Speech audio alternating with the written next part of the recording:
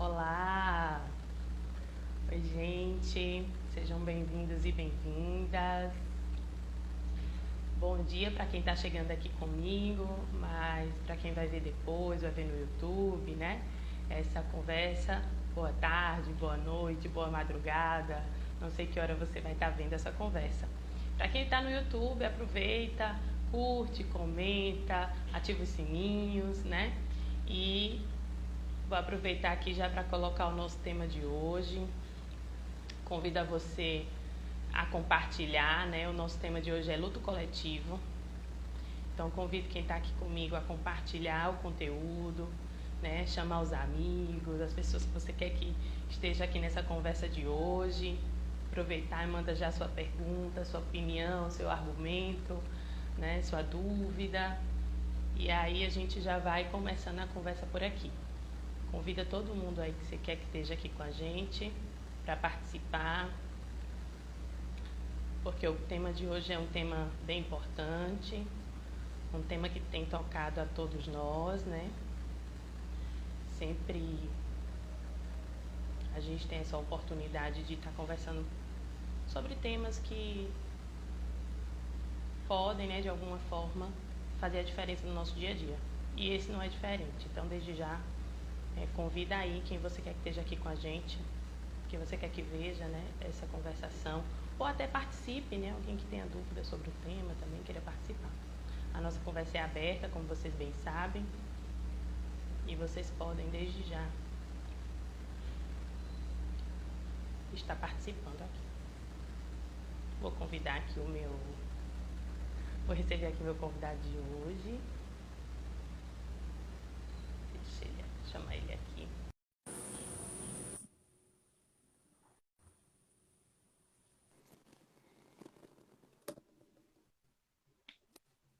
Bom dia, Silvio! Bom dia, Rayane. Bom dia a todos e todas que estão assistindo nossa conversa hoje. Já Fico estava com muito, saudade de você. Tinha tempo que a gente não se nos falava por aqui mais, né? Já tinha um né? tempinho que você não aparecia por aqui. Eu fico muito feliz toda vez que sou convidado a participar. E mais uma vez agradeço o convite de a gente estar aqui hoje. Ah, nós que estamos muito felizes de ter você aqui, né? É sempre uma alegria ter você com a gente, porque sempre que você vem, a gente sabe que vem muita informação bacana e muito conhecimento. Da última vez que você esteve aqui, a gente teve um feedback muito bacana da participação das pessoas, né? Muita gente agradeceu pelos esclarecimentos que você trouxe, né? E tocou realmente muitas pessoas. A gente recebeu informações de pessoas que vinham num processo, né, de estar pensando ali na época que a gente estava falando sobre suicídio, né? E naquele momento muita gente foi tocada, né, para procurar ajuda, procurar realmente ajuda profissional, para estar aí buscando, né, ferramentas que pudessem auxiliar. Então, você como instrumento na vida de várias pessoas, as informações que você trouxe tocou muita gente. Então, a gente que agradece muito você ter aceitado novamente voltar aqui, tá? E para a gente conversar, eu queria que você se apresentasse, né? Eu já te conheço, mas pode ser que tenha muita gente aqui que não te conhece ainda. Então, aproveita e se apresenta aí para a gente te conhecer. Então vamos lá. Eu sou Silvio Guimarães, como você já colocou. Eu sou psicanalista, ah, sou suicidólogo, já venho nessa área de estudando a morte, o morrer, o suicídio há um tempo. Sou membro da Associação Brasileira de Estudos e Prevenção do Suicídio, a ABEPS. Sou membro da International Association for Suicide Prevention, que é a Associação Internacional de Prevenção do Suicídio. Mais recentemente, me tornei membro da International Society of the Study of Self-Injury, que seria a Sociedade Internacional para o Estudo da Autolesão, e do Grupo Brasileiro de Pesquisas Sandor Ferenczi, que é um grupo mais voltado à psicanálise. Então, essa é um pouco da minha trajetória na saúde mental, nos estudos da psique humana, da mente, e que baseia e que norteia a nossa discussão hoje, né?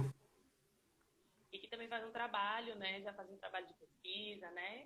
Você já faz esse trabalho de pesquisa, né? Em relação a isso também, aqui nos Sim, Estados Unidos. é, eu já, sim, eu tenho alguma experiência em pesquisa. com comportamentos autolesivos, já venho trabalhando com a prevenção do suicídio há alguns anos, ministrando cursos, palestras, formações. Então já é um trabalho que já vem se consolidando há algum tempo, né? Nessa área da morte, do morrer, do Tá aqui suicídio. na frente do um expert no assunto. Quem dera, mas vamos lá. Pra gente sim. Eita, minha porta até bateu aqui. Pra mim sim, pra gente sim, né? Porque você tem muita propriedade para falar sobre esse tema, né? Então, é uma pessoa que pesquisa muito sobre isso e tem total autoridade realmente nesse conteúdo. Então, gratidão ter você aqui, Silvio, mais uma vez. E aí eu quero aproveitar já te perguntando, nós estamos vivendo um tempo de luto coletivo? Então é uma pergunta muito boa e que cabe a gente pensar em alguns aspectos. De antemão, posso dizer, sim, estamos vivendo um tempo de luto coletivo, mas vamos entender como é que a gente interpreta esse luto coletivo. O luto coletivo, em sua essência, é quando acontece uma grande tragédia, acontece alguma coisa que gera uma comoção muito grande. Então, se a gente pegar a situação da pandemia, é sim um luto coletivo. Nós tivemos bilhões de pessoas impactadas. Só que se a gente pegar no limite o que é um luto, a gente vai entender que todo luto é coletivo. Porque o luto ele se expressa, ele começa numa expressão ah, individual para o coletivo. Então, o final de um luto ele é coletivo. Ele é de um sentimento subjetivo e individual que se expressa no coletivo. Então, se esperar todo luto é coletivo. Mas, pegando o conceito de luto coletivo, a gente está vivendo. E o que seria o luto? O luto é toda reação emocional, comportamental, decorrente de um rompimento de vínculos, de uma perda de um objeto, desse objeto investido afetivamente e que foi perdido de maneira abrupta ou de maneira continuada. E ele não precisa ser uma perda real. Pode ser uma perda do âmbito da fantasia, do âmbito das relações. Então, todo esse processo, em constantes processos da vida, a gente vive lutos. E quando a gente pega essa questão da pandemia, é muito interessante para a gente pensar que o luto ele não está sendo só decorrente das mortes. Hoje a gente fala, por exemplo, de um termozinho que vem sendo criado e vem se habituando, que é o pandemic fine. Então é aquela pessoa que ela manteve seu emprego, não perdeu ninguém por luto ou por Covid, mas não está bem. E a gente não tem como exigir esse bem. Então é o pandemic fine. Estou bem, porque dentre os agravamentos que a pandemia produz, eu não fui afetado diretamente, mas eu não consigo ficar bem porque eu estou num momento de extrema tensão psicológica, de extrema instabilidade, e isso me causa um certo luto. E quando a gente pensa nesse luto decorrente da pandemia, a gente não pode pensar só nas mortes, como eu vim dizendo, a gente tem que pensar em quem perdeu o emprego, a gente tem que pensar em quem teve que mudar de emprego para uma situação onde tem um menor salário, onde tem um menor estado social, tudo isso gera luto. Casamentos que foram sendo desfeitos durante a pandemia, isso gera luto. Relações familiares que mudaram, que foram distanciadas, também geram luto. Perdas, e a gente fala, por exemplo, de lutos não validados ou lutos não reconhecidos. Então, por exemplo, se você teve que vender um veículo para se manter durante a pandemia, isso gera um luto. Mas ninguém vai reconhecer que é um luto. Você teve que vender um carro, que é isso, é um objeto. Mas houve um investimento afetivo ali, houve um investimento de vínculos naquele objeto. E esse rompimento gera um luto. Então, de N âmbitos, a gente pode pensar que no momento a gente vive um luto coletivo, mas sempre atento que o luto ele começa a sua expressão individual. Então, cada pessoa tem sua maneira de vivenciar o luto. E isso é muito importante, porque a gente acaba criando um modelo de como é viver o luto. Então, até bem pouco tempo atrás, se alguém morresse, você tinha que vestir preto, você tinha que guardar aqueles dias e tudo mais. Só que o luto ele é muito cultural. E a cultura é dinâmica. Então, por exemplo, o luto no Brasil não é igual ao luto da Tailândia. Então, se a gente tem, por exemplo, o preto, que significa o luto no Brasil, na Tailândia a gente tem o branco. O luto é uma experiência individual muito influenciada pela cultura e ele passa para a cultura, como a gente está falando desde o começo. Ele é uma experiência individual que ele, no seu fim, chega à cultura. Então, a gente não pode colocar uma forma de experienciar o luto de maneira generalizada. Então, tem gente que vai querer ficar revendo aquele momento, aquela pessoa, querer ter algum contato, guardar fotos. Outras pessoas vão querer se distanciar, não vão querer falar do assunto. Outras pessoas vão querer enfrentar aquilo ali de uma maneira a se colocar em situações como posso dizer, de prazeres mais extremados para tamponar aquela situação. Então, não podemos criar um parâmetro para como cada um experimenta seu luto. E no momento onde todos estão enlutados, de certa maneira, não existe régua, não existe padrão para que dê conta. O que leva a uma situação que a gente tem que pensar que é do luto patológico, ou luto complicado. Existe uma tentativa, não é nem um esboço, já é o que se consolidou no que se pensa de o que é um luto patológico. O problema é que dizer que um luto é patológico é regulamentar isso que a gente vem conversando. E eu não posso dizer para a pessoa que ela perdeu, por exemplo, o único filho por Covid novo, alguma coisa assim, que ela tem 6 meses para sofrer e depois tem que ficar bem. Então, são situações que a gente tem que... E tem sido muito diferente essas perdas, né, do Covid, por exemplo, da pandemia, tem sido perdas muito diferentes, né? Sim. Porque, levando para o âmbito da doença, a gente perde pessoas e a gente não tem como se despedir, e isso é muito brasileiro, né? Assim, de nós vivenciarmos isso em velórios, né? De ter aqueles velórios. Isso é muito típico, inclusive, da nossa região, né? De ter aquele velório mais longo, né? Que normalmente é um dia, uma noite, velando aquele corpo, né? E tem vários rituais dentro daquilo, né? Que às vezes é aquele momento para a família, né? Depois um momento mais para a sociedade, se a pessoa for figura pública, mais aberta para a sociedade, né? E receber essas pessoas. E várias coisas que envolvem isso, né? Porque aqui na nossa região eu vou falar da nossa região porque tem muita gente aqui que é de fora, né? E aí na nossa região a gente tem a vivência do luto de formas muito diferentes, inclusive assim, no interior das cidades, né? As pessoas se reúnem, então fazem grandes almoços, né? Grandes jantares, né? Porque vem gente de toda a região, às vezes para ir naquele velório, né? Naquele sepultamento. E aquilo realmente se torna como se fosse um evento mesmo, né? As famílias param tudo o que estão fazendo, principalmente se for no interior, né? As famílias, os vizinhos param tudo para acolher aquela família que teve a perda, né? E aí aquelas pessoas se reúnem para cuidar daquela família, né? Seja no âmbito de cuidar da casa, cuidar dos parentes, acolher todo mundo, oferecer quarto para dormir, enfim, fazer todo esse acolhimento.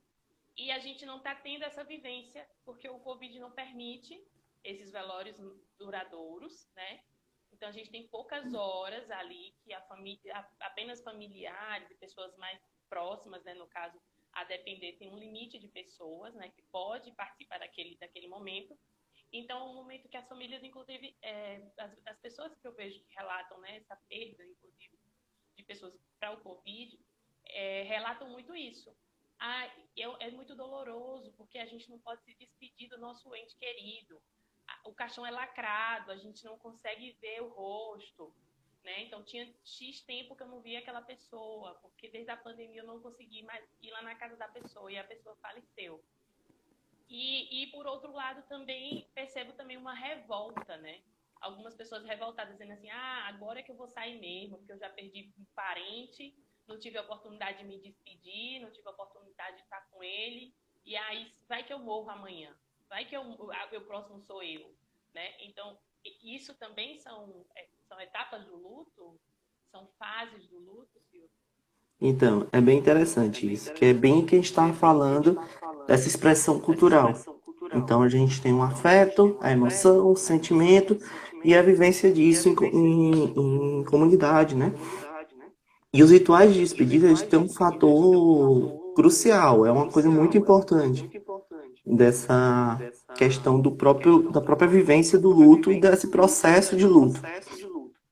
A partir do momento que você perde uma pessoa por Covid, onde esse caixão é lacrado, onde aquela pessoa entra no hospital e você não vê mais, você tem um completo distanciamento dela, os seus vínculos ficam muito confusos e as respostas desse luto é muito confusa também. Uma outra grande questão que a gente pode pensar é que qualquer luto ele gera sentimentos ambivalentes.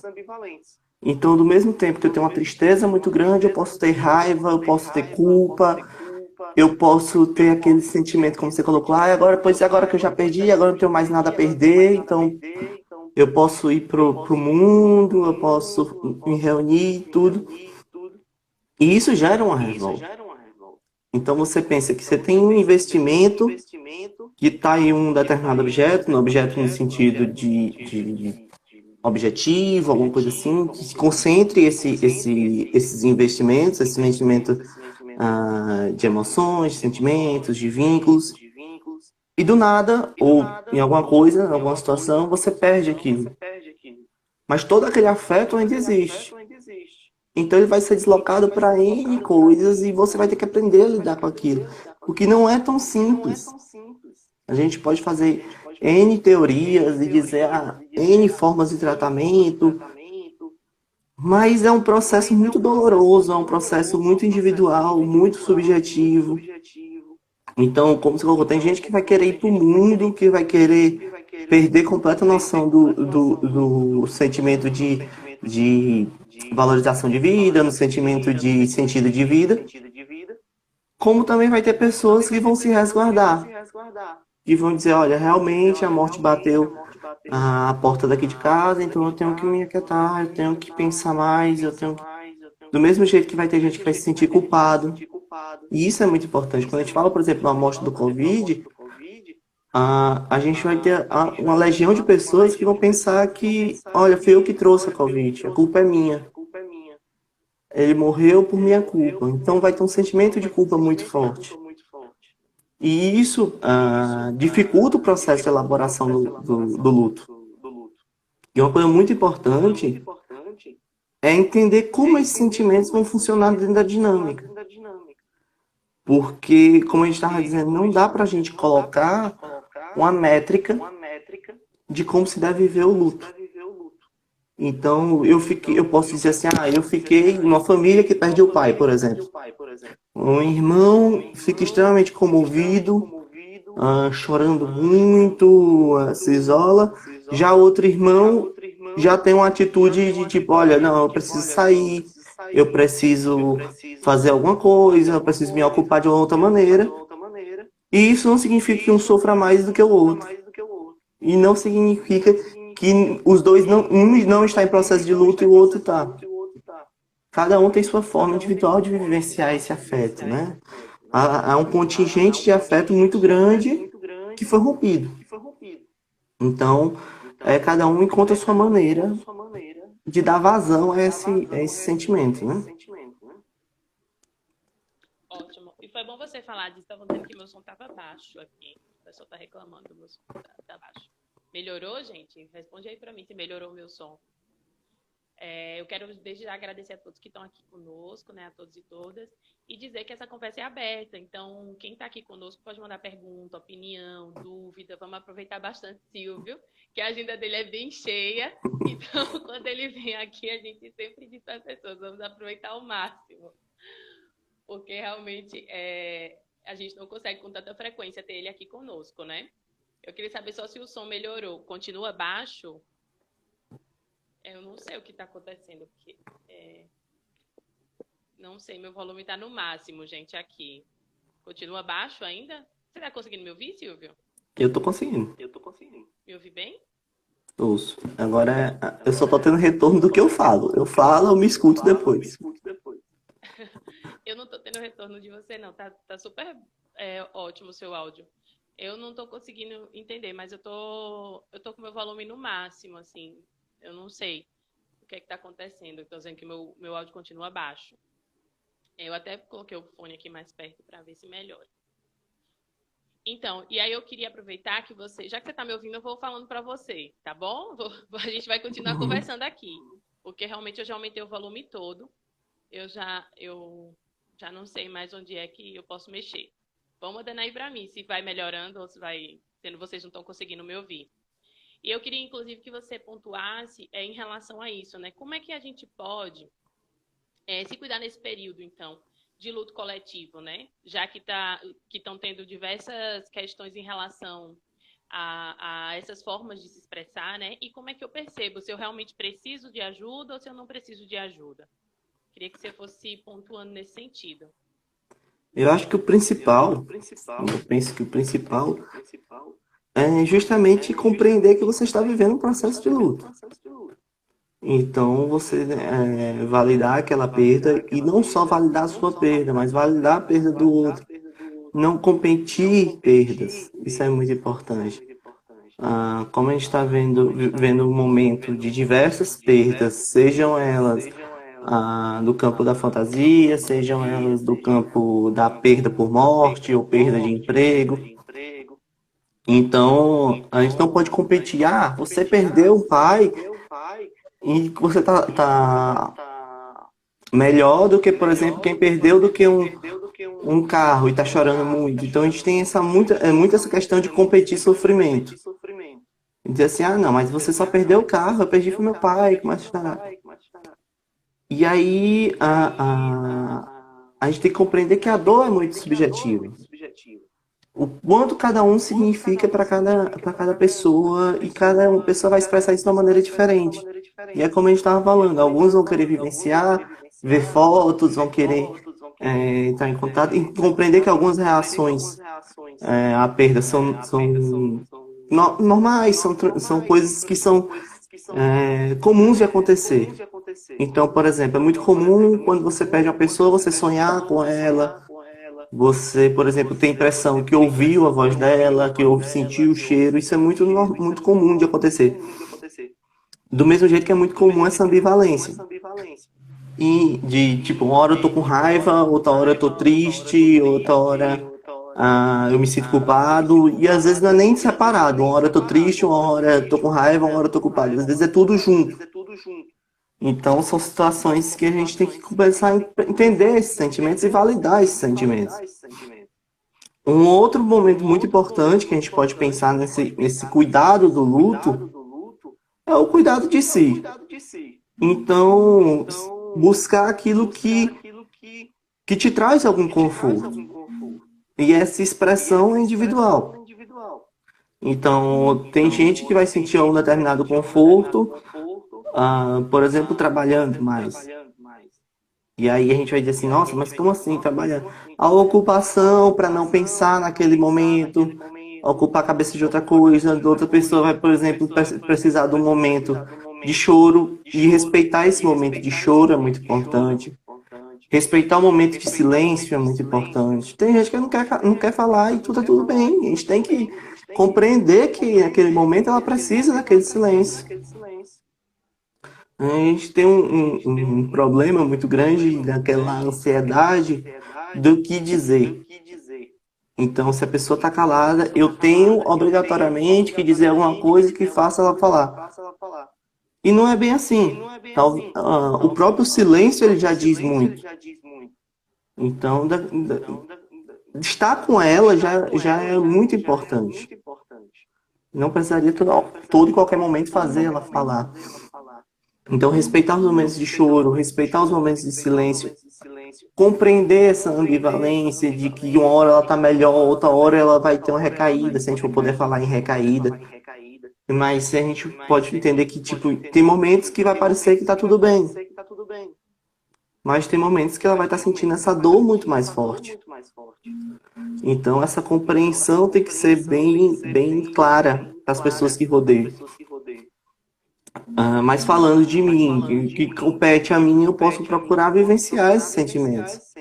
Vivenciar aquilo que eu acho que vai me trazer um amparo. Então, se eu acho que eu vou ver as fotos, eu vou melhorar, tudo bem. Se eu acho que eu preciso de um momento sozinho, tudo bem. E se aquela dor se tornar insuportável, se aquela dor tiver muito grande, procurar ajuda, sempre procurar ajuda. A ajuda, ela é fundamental. Hoje, uma das coisas que a pandemia trouxe foi essa popularização das terapias online. Então, de certa maneira, é uma forma de oportunizar isso. Ficou mais fácil de ter acesso, de certa maneira, né? Até porque a gente não pode pensar que todo mundo tem acesso à internet e tudo. Mas, se precisar, buscar um apoio. E isso não significa necessariamente que você está num luto patológico, num luto complicado. Significa que você está em luto. E se a gente for pensar no limite, assim, todo processo terapêutico, ou quase todos, se dão por um processo de luto. Como assim? Sempre são, ou boa parte das vezes, são rompimentos de vínculos, são deslocamentos de vínculos. E o luto ele é muito isso que a gente vem falando. De rompimentos de vínculos, de perda de vínculos, de mudança de objeto. Então, essa compreensão, ela é muito clara para o terapeuta, pelo menos deveria ser. Então, buscar ajuda é sempre muito importante. E se não quiser buscar ajuda de um terapeuta, se não pode, buscar ajuda dos amigos, buscar ajuda dentro de casa. Como a gente não está podendo ter um ritual de despedida, como um velório, buscar pequenos rituais de despedida que você mesmo possa fazer. Isso é muito importante. A gente pode ter que pensar também com um pequeno ritual de despedida dentro de casa, com aquelas pessoas que moravam com aquele familiar, seja um momento de oração, dependendo da sua crença, seja um momento de sarau, alguma coisa assim que lembre aquela pessoa, que honre aquela pessoa e que vai ter esse impacto para quem ficou, né? E um outro momento, só para a gente fechar essa situação, é pensar em como eu vou elaborar isso após. Porque a vida vai continuar. Então eu tenho que pensar como aquela pessoa vai me impactar. E aí tem uma frase muito bonita do Colin Parks, que ele fala que a saudade é o preço que a gente paga pelo amor. Então eu não vou deixar de amar aquela pessoa. Eu não vou deixar de sentir saudade dela. A memória dela não vai ser apagada. E a gente tem muito medo, e é uma coisa muito comum na clínica do luto, que é o esquecer. Eu tenho medo de esquecer a voz daquela pessoa, eu tenho medo de esquecer o cheiro daquela pessoa, eu não estou tendo mais lembranças dela, então eu começo a me sentir culpado por isso. Mas a compreensão de que aquela pessoa impactou minha vida e de que até meu último dia eu vou estar vivendo coisas que fui impactado por ela, é muito importante que se tenha. Até porque a gente constrói nossas relações ao longo de toda a vida. E ainda bem que a gente consegue tirar alguns vínculos, mudar alguns vínculos, porque isso não dá condições de continuar. Mas nem por isso significa que aquela pessoa perdeu a importância, perdeu o espaço. Então é muito interessante a gente pensar como é que a vida se dá após aquela perda. E a gente começar a pensar o papel que aquela pessoa teve na vida, saber que aquela pessoa foi importante, saber que aquela pessoa construiu a gente, que não vai ser esquecida, mas que eu vou viver. E eu sou muito grato, eu sou muito feliz de ter tido ela na minha vida, mas eu vou ter que em algum momento continuar. E se continuar não significa que eu estou sendo insensível, não significa que eu tenho que me culpar por aquilo, não significa que eu tenho que guardar um luto no sentido que eu tenho que ficar sempre triste e tudo. Então, é muito importante entender esses nuances. Muito bom isso que você falou, Silvio. Acho que vai ajudar bastante aqui muita gente a pensar a respeito, né? E aí, Ana Lu está mandando a perguntando para você se existe um tempo mínimo de elaboração do processo de luto. Eu poderia responder, existe um tempo mínimo de se amar uma pessoa? Um familiar, uma pessoa querida? Então, a gente vai ter manuais que vão dizer que tem esse tempo mínimo. Só que é muito controverso. Como a gente viu, o luto é um processo extremamente subjetivo. Então eu não posso dizer, você vai ter que amar uma pessoa por 6 meses, você vai ter que chorar a morte de uma pessoa por 6 meses. E pós isso não pode. Principalmente entendendo que o luto é um percurso, e se a gente colocar nesse percurso altos e baixos, para falar do momento dual, onde eu vou ter momentos melhores, momentos com maior proximidade. Então pode ser que um ano depois, numa reação de aniversário, por exemplo, pô, esse é o meu primeiro Natal que eu vou passar sem meu pai. Então eu posso dizer que, então sei lá, meu pai morreu em junho. Natal fez 6 meses. E é o primeiro Natal que eu vou passar sem meu pai. Então eu não posso sofrer. Então a situação é compreender que o luto é um processo longo ou curto, porque depende de cada pessoa, mas que não tem tempo determinado. A gente vai ter momentos que a presença daquela pessoa vai ser mais forte, a lembrança vai ser mais forte, o sofrimento vai vir. E do mesmo tempo que a gente vai ter em situações de um curto prazo que eu vou me sentir bem. E eu não preciso me sentir culpado por estar me sentindo bem. É uma coisa muito comum no luto, aquele sentimento de culpa. Ah, meu Deus, eu ri. Eu posso rir? Eu perdi, sei lá, uma pessoa, perdi minha mãe semana passada. Eu posso rir? E não é bem assim. Eu não preciso me sentir culpado porque ri. Eu não preciso, uma semana depois, eu não preciso me sentir ah, culpado porque eu tive que sair para trabalhar e não fiquei velando aquela pessoa. Lógico que tudo isso exige um processo de elaboração. E ali dentro você vai compreender como funciona o seu luto, como funciona seus afetos, seus sentimentos ali. Mas não dá pra gente metrificar. A gente pode colocar N escalas de dor, de luto, medir sofrimento de N maneiras que vai ser, mas a interpretação vai ser subjetiva. Eu não posso comparar luto, porque são vínculos diferentes, são pessoas diferentes, são construções sociais diferentes. Então, por exemplo, como o luto ele tem um fator cultural muito forte, eu não posso dizer que o luto do Brasil é igual ao luto do México, que é uma coisa bem comum, bem que a gente discute, que é o Dia dos Muertos lá no México, que é uma grande festa, onde as pessoas vão para o cemitério compartilhar comidas, bebidas e tudo. E no Brasil a gente não faria um negócio desse. A gente tem até um receio de passar em cemitério. A gente não anda em cemitério. Então, o luto é muito cultural. Eu não posso comparar luto e dizer que tem uma métrica para o ser humano, que o luto certo é assim e, além disso, é um luto errado. E é interessante a gente pensar nessa metrificação do luto, porque isso gera uma certa ansiedade. Porque, tipo, eu vou, leio, me informo, vejo que um luto normal, bem aspiado, que eu nem gosto dessa expressão normal, o luto normal são 6 meses. E aí eu bati os 6 meses, estou sofrendo muito, então já gera uma ansiedade de dizer, não, eu estou com algum transtorno. Eu estou sofrendo de um luto patológico. E aí eu vou ter um duplo sofrimento. Porque agora eu tenho ansiedade, está sofrendo por alguma coisa, e eu ainda tenho meu luto que eu não elaborei.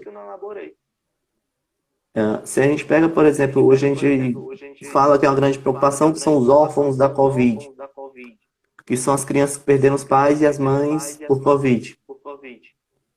Como é que essas crianças vão viver, vão elaborar esse luto em 6 meses? Até porque eles vão ter que ser inseridos, por mais que seja a família delas, mas vão ser outros cuidadores. É uma outra dinâmica, então são outros vínculos que vão ser formados. Então eu não posso dizer que essa criança em 6 meses tem que estar sorrindo, brincando e sem lembrar do papai e da mamãe. Então são situações bem subjetivas, bem delicadas e que tem que ser pensada caso a caso. Ótimo. Ótimo essa resposta, porque eu acho que, inclusive, dá pra gente abre, né, o leque realmente, abre a nossa mente para pensar como a gente também deve respeitar, né, as nossas dores e não julgar. Eu acho que traz para a gente muito esse exemplo de não julgar. Não julgar quem está sofrendo, não julgar as nossas emoções, os nossos sentimentos, não julgar aquela pessoa que já passou 5, 6 anos e ainda está sofrendo né, por a perda daquele ente querido, ou também pessoas que às vezes não perderam ninguém, mas que nesse período de pandemia talvez perdeu o emprego, né, e está num processo aí já depressivo, não está conseguindo se reerguer, ou terminou um casamento de muitos anos, né, e está tendo realmente essa dificuldade. Então, acho que traz para a gente muito não julgar, né, nas suas palavras, assim, nas entrelinhas, eu acho que você, de certa forma, deixou essa mensagem para a gente. Carla está perguntando se com a perda de parentes e amigos seguidas, né, como a gente tem visto, a gente pode falar de um luto acumulativo. É bem interessante essa pergunta. Cada luto, ele é único. Ele é idiosincrático, então ele tem suas particularidades. Porque os vínculos são diferentes. Eu posso ter 3, 4, 5 processos de luto, mas todos eles são diferentes entre si. Eu posso ter um enlutamento mais profundo por decorrência de sucessivas perdas, mas cada luto ele é próprio.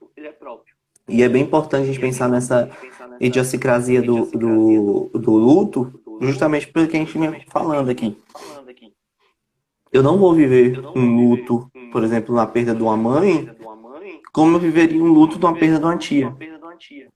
Depende muito do meu processo de vida. Talvez aquela tia tenha tido um impacto muito maior para mim do que a própria mãe. E a gente tem aquele pensamento de que, tipo, a mãe é o ser supremo, então é a pessoa que tem mais sofrer. Mas não, cada um tem sua idiosincrasia, cada um tem as suas particularidades, tem seus vínculos. Então tudo depende muito do vínculo. Lógico que perdas sucessivas se espera e se vê que tem um grau de sofrimento maior, que a gente pode ter um fator de risco para o luto complicado maior. E é até importante falar dessa questão do que é o luto complicado, o que não seria. Porque o luto, a gente pode pensar num luto complicado se aquele luto impede a pessoa de executar sua vida minimamente. Então aquela pessoa, depois de tanto tempo, não consegue ainda trabalhar, não consegue ainda manter relações com outras pessoas. Então talvez realmente a gente possa pensar naquele momento de uma intervenção mais terapêutica voltada para esse luto específico, porque está num processo em que diminui as possibilidades de vida daquela pessoa. De escolhas, de trabalhar, de agir, de pensar. Então a gente pode pensar aí numa situação de luto complicado. Agora, não pela demarcação do tempo, mas pela demarcação das limitações que isso decorreu a ela.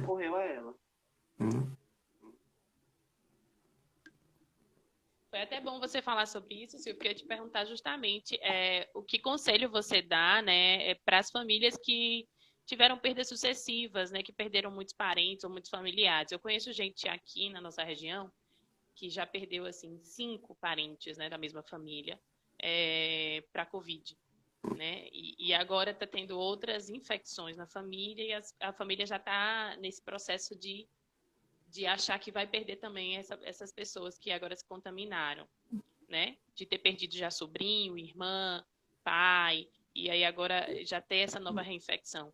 Então, eu queria saber que conselho que você dá para essas pessoas.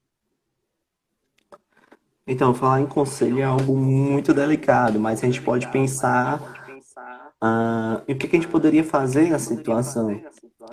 Primeiro de tudo é acolher esse sentimento, né? Entender que realmente você está enlutado, você perdeu várias pessoas, então esse medo de perder mais alguém é extremamente justificável. Não é uma fantasia, não é uma situação. E mesmo que fosse uma fantasia, a fantasia ela opera na realidade. Então, ninguém vive a realidade de maneira, vamos dizer assim, objetiva. Tudo passa pela subjetividade. Então, ninguém vive uma vida, a gente vive uma fantasia.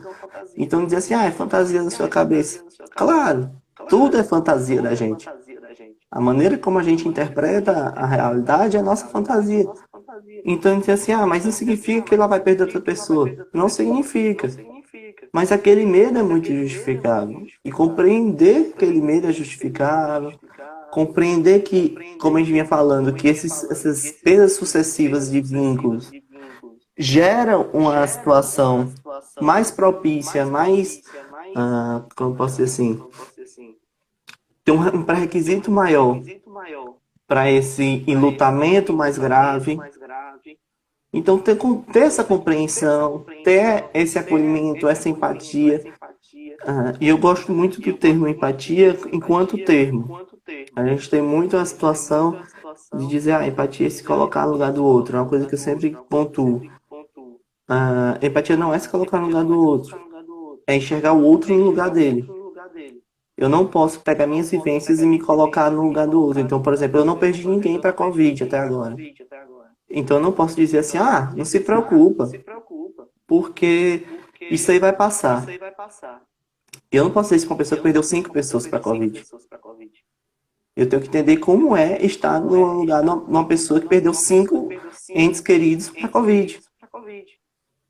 E aí tem um conceito diferente, que é o autor que eu estudo, de empatia, que ele diz que é sentir com. Sou eu sentir com você. Então eu não posso pegar minhas vivências, eu não posso colocar o meu sentimento para você. Por mais que eu queira fazer isso na maior boa vontade, tentando ajudar, as próprias idiosincrasias da vida, as próprias demandas da vida nos faz ser muito diferentes. Então, até quando a gente fala em conselho, é justamente por isso. Eu não posso botar vivências minhas para você. Então, nesse sentir com, é eu dizer, olha, eu estou aqui para você, eu quero lhe ajudar, o que eu posso fazer por você, como é que eu posso lhe ajudar, o que você está precisando. E tem uma coisa muito interessante dos primeiros socorros psicológicos, que é justamente sanar essas necessidades. Então, você chega num momento de grande comoção e nós vamos primeiro sanar as necessidades. O que você está precisando? Você já comeu hoje? Você precisa de comida? Você precisa de água? São coisas práticas que isso fazem uma diferença imensa. Então, por exemplo, aquela pessoa que está num luto profundo, acabou de perder um familiar, provavelmente ela não comeu. Ou não bebeu, está debilitada, sem dormir. Então, vamos para coisas práticas que isso já ajuda. Trazer um lanche, trazer uma água, encontrar um lugar para ela descansar. São coisas práticas que têm um impacto muito grande. E tudo isso faz parte dos primeiros socorros psicológicos. Antes do que qualquer coisa, de eu pensar na elaboração muito grande, eu tenho que pensar em trazer um mínimo de conforto para aquela pessoa. Até porque ela consiga viver aquele luto. É muito diferente, por exemplo, pegar uma situação de um luto. Por exemplo, uma pessoa que passou longos anos internada, debilitada, num estado assim de prognóstico reservado. E de eu perder uma pessoa por Covid, que foi muito rápido, que ela entrou falando comigo no hospital e saiu dentro de um caixão. E um caixão fechado que eu não posso ver. Então, são coisas que eu tenho que compreender. Eu não posso dizer, mas eu também perdi meu tio, mas eu perdi meu tio no acidente. É totalmente diferente eu perder um tio no acidente e eu perder, por exemplo, um tio no Covid. Porque são situações totalmente diferentes, são vínculos totalmente diferentes. Então eu não posso colocar experiências minhas para outro. Pelo contrário, eu tenho que acolher a experiência do outro. Eu tenho que acolher aquele sentimento que aquele outro está sentindo, aquele pensamento, e propiciar para ele um ambiente adequado para isso. Talvez naquele momento ela não queira conversar. E eu vou respeitar. Eu não vou ficar forçando, dizer assim, não, mas me fale, mas o que você está sentindo? Mas você tem que conversar. Mas você tem que ficar falando sobre o que você sente. Não, calma, o silêncio dela também fala. Uma família que está profundamente impactada é uma família que ela vai ter que procurar uma nova forma de se orquestrar. A gente vê isso na terapia do luto e tudo, que a perda de um familiar ele muda a dinâmica da família. Então vamos supor, se ele perde a mãe, se aquela família perde a mãe era a pessoa que reunia toda a família. Ela ocupa um papel dentro da família. O papel que ela ocupava vai ser distribuído ou vai ficar vazio. Então aquela dinâmica familiar muda. E isso leva tempo. Então cada pessoa vai ter que entender qual é o lugar que vai ocupar agora. Numa família dessa, multi-enlutada. Como é que essa dinâmica familiar vai ficar agora? Muitas vezes a gente ainda tem Ainda bem que é raro, mas a gente ainda tem, principalmente aqui no sertão, aquela família onde o pai é o provedor. E aí o pai morre. Como é que fica aquela dinâmica familiar? E a gente não está pensando só em relações familiares, não. A gente está pensando em relação financeira, porque aquela família vai ter que se reorquestrar nisso. A gente está pensando na própria situação da moradia, de alimentação. São questões que tudo vai ter que ser reorganizado após o luto. Quando a gente fala, por exemplo, em cuidados paliativos e tudo, uma das partes do cuidado paliativo é justamente essa assistência. É assistência para o funeral, é uma assistência para as questões burocráticas, é assistência para essa reorganização financeira. A gente pensa muito no cuidado paliativo voltado apenas para aquela pessoa que está no prognóstico reservado, que é aquela pessoa que já está num quadro bem debilitado, que a morte é iminente. Mas não é só aquilo ali. É uma coisa bem mais ampla. E tudo isso perpassa dessa compreensão da dinâmica familiar que muda. É muito diferente eu ter uma pessoa saudável, que está ali trabalhando e tudo, e mantendo um ritmo familiar quase que constante, e depois eu tenho um buraco naquela função. Tudo aquilo vai ter que ser orquestrado. Então é muito delicado. Então, mais uma vez eu volto. Não dá pra gente falar num luto de 6 meses. Como é que você organiza uma família em 6 meses? Como é que você organiza seus vínculos em 6 meses? Principalmente em 6 meses de pandemia. É muito delicado. É interessante você falar isso, porque semana passada a gente falou sobre aposentadoria, né? E foi importante porque a advogada que estava aqui com a gente, ela é especialista, né, em direito previdenciário, e uma das coisas que ela estava falando era justamente assim, as pensões por mortes, né? Que nesse momento agora, devido ao grande volume de pedidos, de processos que o INSS está recebendo, isso está demorando ainda muito mais, né? Porque antes era um processo muito mais rápido, né? Então, dava entrada e ela falou que isso era com poucas semanas, né? Às vezes até um mês, a família já estava ali apta, já estava muitas vezes recebendo, e que agora a gente não está tendo mais essa eficiência, essa rapidez no sistema, justamente porque o sistema está sobrecarregado, inclusive com muitos processos e muitos pedidos para serem avaliados. Então, acaba que agora está demorando muito mais, né? E aí isso impacta muito nesse processo do luto, porque às vezes aquela família está contando com aquele benefício, contando com aquele auxílio para poder dar seguimento na vida, para poder se alimentar, né? Que é uma necessidade básica do ser humano. E aí ela não consegue, né? Isso também é ainda mais frustrante e ainda uma situação ainda que agrega, né? No caso, uma dificuldade maior ainda para vencer esse luto. E a aposentadoria por si só já é um luto, né? Já é o luto daquela vida produtiva, principalmente como a gente tem agora a nossa dinâmica social, que é da produção. Então, eu sou aquilo que eu produzo, e a partir do momento eu me aposento e me compreendo como inútil, inválido. Então, por si só, já é um processo de luto. E é interessante quando você coloca isso na própria necessidade do benefício e tudo, que é justamente o que a gente estava falando, como é que aquela família vai se organizar financeiramente, né? Que depende tudo desse benefício. E isso entra também no processo de luto. Não é só como se não fosse pouca coisa, mas não é. Já é muito a perda da pessoa. Mas tudo que segue a ela também entra nesse processo de luto. E a gente pode fazer essa aproximação, por exemplo, para a perda do emprego. Quantas pessoas perderam emprego nessa pandemia, tiveram que ir para subempregos, e, por exemplo, a gente não consegue mais manter o padrão de vida que tinha. Isso é um luto. Então, o luto não é só a perda de uma pessoa, é também, como a gente tem, por exemplo, lutos não validados da perda do animal de estimação.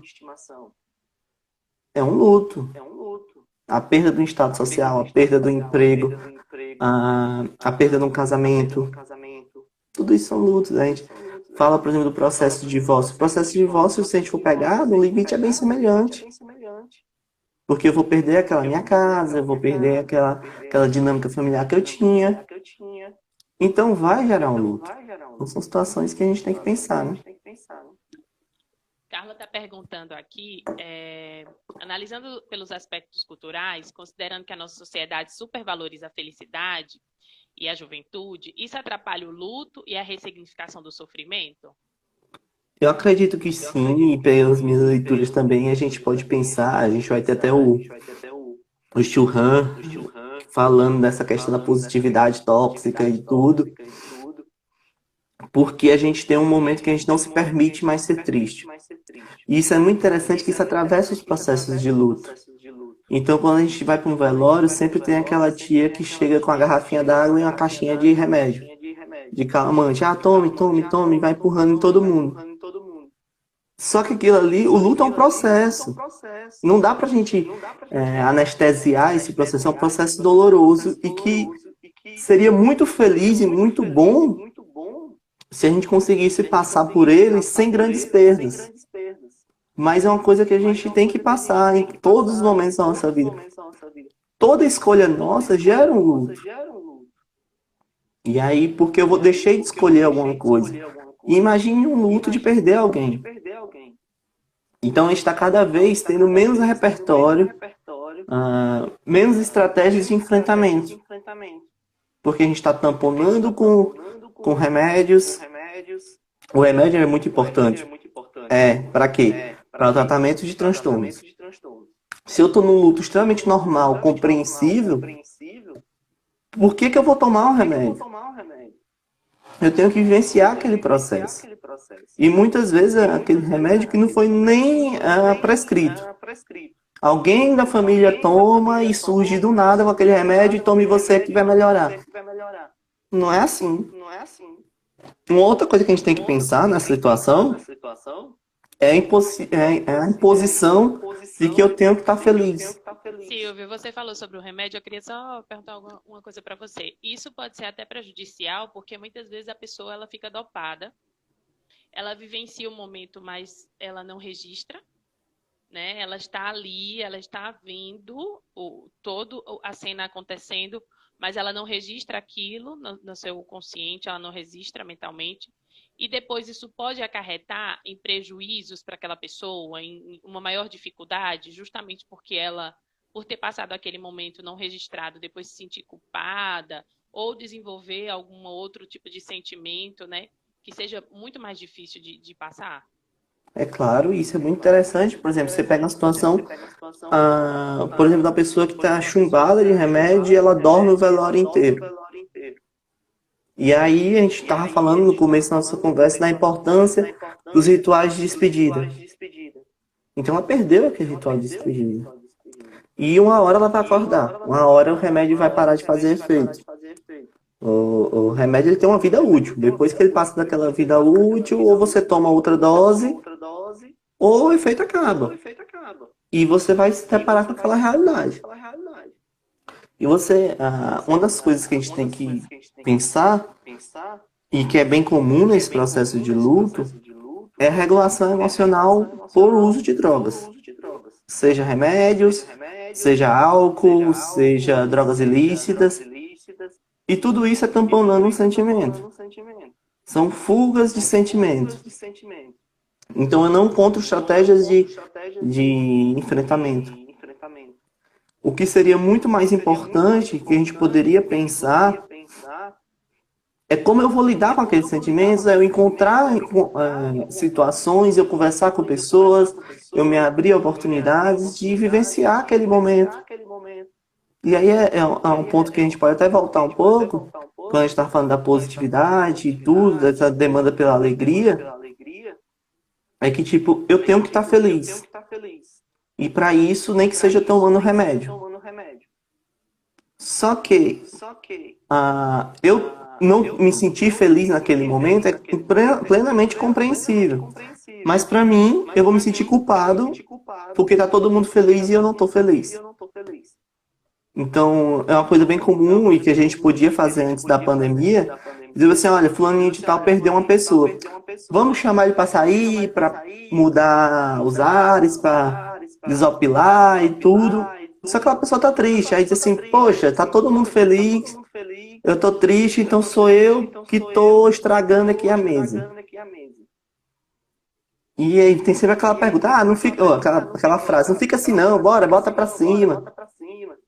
A pessoa tá em E é luto. justamente isso que Valerie, eu acho, não sei se é Valéria ou Valerie, não sei como chama aqui. Desculpa se eu errei o nome, tá colocando isso. Sempre tem alguém para dizer que vai passar e no momento é desesperador, acaba dando um sentimento de ódio no momento. Aí Edilúzia, eu acho que é Edilúzia, colocou, verdade, o luto não passa assim do dia para a noite, precisamos passar todo o processo. E aí o pessoal tá mandando mensagem aqui para você, muito boa discussão, dizendo aqui, deixa eu até me perdi aqui, muito boa essa discussão no momento atual, recentemente passei por uma situação de luto e foi justamente assim. E aí é realmente isso que você está falando e o pessoal concordando aqui com você. Uhum. E é muita situação que a gente colocou. Porque é muito mais importante você compreender ou tentar compreender aquele sentimento de luto do outro do que dizer, vai passar. Certo, a gente compreende que em um determinado momento vai passar. Mas naquele momento está doendo. É a mesma coisa se você quebrar uma perna. Salvo bem essa comparação extremada e hiperbólica. Você quebrou a perna, aquela perna uma hora vai sarar. Mas naquele momento está doendo. Você não vai dizer, não, relaxa que já passa. Vai passar, mas naquele momento tá doendo. Mas a gente vai ter que cuidar daquela perna, a gente vai ter que engessar, vai ter que ter um cuidado maior por uns tempos, até que passe. Como a gente fala, hoje a gente fala em processo de luto, porque realmente é um processo, e a gente fala ainda mais, a gente fala um processo dual, que justamente tem essas oscilações. Então, é o que a gente sabe que deve se passar, mas nem por isso a gente vai esquecer o processo, o caminho de até lá. Então, é compreender que nesse momento sentimentos ambivalentes aparecem, que nesse sentimento podem ter acessos de choro, como pode ter acessos de raiva, acessos de culpa, entender que o silêncio também fala, entender que tudo tem pessoas que todo momento vão querer falar daquele ente que perderam, como também tem pessoas que não vão querer tocar no assunto. E as duas estão vivendo processos de luto, e não dá pra gente comparar e dizer que um é mais saudável do que o outro. Cada um tem seu processo.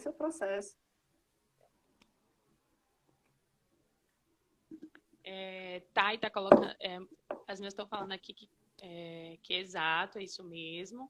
E muitas pessoas ao redor pegando Covid, nós vivemos com medo de perder, né? Fica com medo de perder as pessoas. É verdade, que é isso que a gente estava falando, né? Que muitas vezes a pessoa também já perdeu muitas pessoas ao seu redor e vive nessa tensão do medo. Ou às vezes não perdeu ninguém, né? Mas teve outras perdas, como você já citou aqui, né? Perda do emprego, às vezes teve que vender algum bem, né? Para poder sobreviver. Ou outros tipos de luto, né? Como a gente já falou, das relações, do próprio casamento, enfim, de outros tipos de relações, até da própria família, né? Com o isolamento, o distanciamento social. E realmente isso faz todo sentido. Silvio, nós já estamos caminhando para 1 hora de conversa. Daqui a pouco o Instagram vai derrubar a gente aqui. Pois é, foi só para encerrar, né? Para a gente fechar. Eu só queria mais uma vez, além de agradecer o convite, frisar que o luto é um processo individual, subjetivo, mas que ele se expressa na coletividade. Então, entender que o luto ele vai ter toda a sua parcela cultural, sua parcela social e sua parcela individual subjetiva. E não cabe a nós o julgamento em cima disso. Na verdade, só cabe a nós o acolhimento e a empatia desse momento, né? Principalmente, eu duvido muito que não tenha ninguém enlutado no mundo nesse momento. Seja por perda de alguém por Covid, seja por perda da liberdade de ir e vir, seja por perda do emprego, seja por perda de condições sociais, de carro, de status, ou em outras perdas que nós tivemos nesse momento. Até a perda da nossa vida normal, precisamos usar esse termo normal, que é o termo que a gente vem usando, né? Que a gente fala do novo normal. E não dá pra gente falar do novo normal do mesmo jeito que não dá pra dizer que tudo volta ao normal depois de um luto. Porque não vai ser como antes. Do mesmo jeito como não vai ser como antes quando você perde uma pessoa. Porque ela não vai estar lá. Mas a gente vai encontrar estratégias de continuar seguindo, honrando aquela memória, tendo aquelas lembranças, amando aquela pessoa ainda, mas se refazendo depois disso. Então, a gente vai continuar com a nossa ideia de vida normal antes da pandemia, mas nós vamos refazer depois disso. Então, todos nós estamos vivendo um luto. Isso responde a nossa primeira pergunta, né, do luto coletivo. E eu espero que todos nós passamos da melhor maneira possível, com o mínimo de luto possível por esse momento. A gente agradece muito, né, Silvio, de você ter aceitado esse convite. A gente sabe que sua agenda é bem cheia, né, que você tem muitos compromissos. E aí, muita gente está aqui mandando mensagem, dizendo que passou muito rápido, que a conversa foi muito boa. É que tem uma autoridade muito grande para falar sobre esse assunto, gente. Por isso que a conversa flui. E ele fala de uma forma muito didática, né? Muito acessível. Então, a gente consegue compreender e acessar essas informações de forma muito clara, né? De forma muito simples também, né? Acaba tornando um assunto complexo de forma muito simples. E aí, Valéria está colocando aqui, perdi meu pai e foi um momento muito complicado para mim, mas procuro lidar com o luto falando sobre. Por outro lado, meu irmão não fala muito a respeito para evitar emoções, que foi o que você falou, né? Que cada pessoa expressa de uma forma. Carlos está mandando aqui, muito boa conversa, gratidão, Silvio. Catu, você mandou que é verdade, está concordando aqui. Então, muita gente concordando, muita gente mandando mensagem, mandando coração, mandando bom dia. E a gente quer muito agradecer a todos e todas que estiveram aqui conosco, né, nesse momento. Agradecer a Silvio, mais uma vez, por ter aceitado esse convite. Pode ter certeza que a gente vai te convidar de novo, né, que a gente tem muitos outros temas para tratar aqui. E o quanto é importante realmente a gente falando, porque eu acho que só quando a gente só consegue lidar com situações a partir do momento que a gente identifica elas, né? Então, a partir do momento que a gente fala sobre elas, é que a gente realmente consegue ir dirimindo, né, dentro de cada um de nós. Então, todos nós, né, como você mesmo falou, tá vivendo algum processo de luto, né, nesse momento. Então, eu acho que é muito pertinente a gente falar sobre esse tema. E eu quero aproveitar, convidar todos e todas, dizer que essa conversa vai ficar salva lá no IGTV. Ela também vai para o YouTube, né, para o nosso canal no YouTube. E lembrar que semana que vem nós vamos falar sobre adoção, né, com a advogada Alicia Loutran. Então, ela vai estar aqui com a gente. Aproveita aí, quem já é interessado nesse tema, já vai aí se organizando, que semana que vem a gente vai estar aqui falando sobre esse tema. Então, vai ser um tema muito bacana também. E eu quero que todos vocês aproveitem o final de semana e fiquem bem, tá bom? Tchau, tchau. Tchau, tchau. Muito obrigado.